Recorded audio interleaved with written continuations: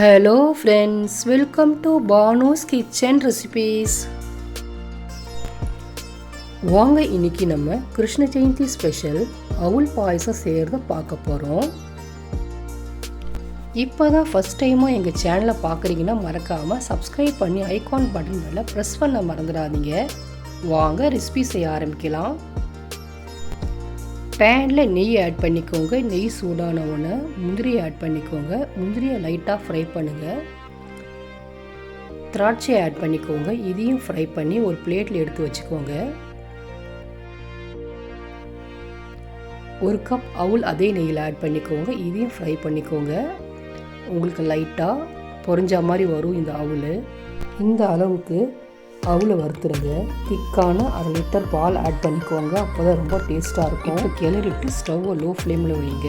வெல்லம் 3/4 கப் எடுத்துக்கோங்க. 1 கப் தண்ணி ஆட் பண்ணி வெல்லம் கரைஞ்சா போதும்.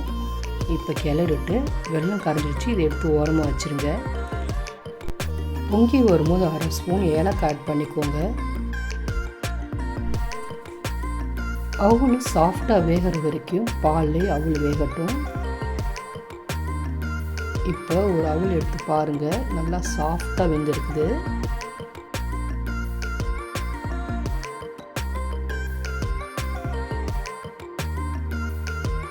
வெள்ளை தண்ணியை வடிகாட்டி பாயாசத்தில் ஆட் பண்ணிக்கலாம்.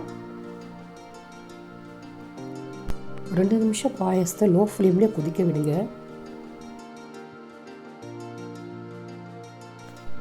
பாயாசத்தை கிளறிட்டு ஓரங்களெல்லாம் நல்லா வடிச்சு விடுங்க. ஃப்ரை பண்ண முந்திரியும் திராட்சையும் ஆட் பண்ணிக்கோங்க. ஒரு கொதி வந்தவுடனே ஸ்டவ் ஆஃப் பண்ணிடுங்க.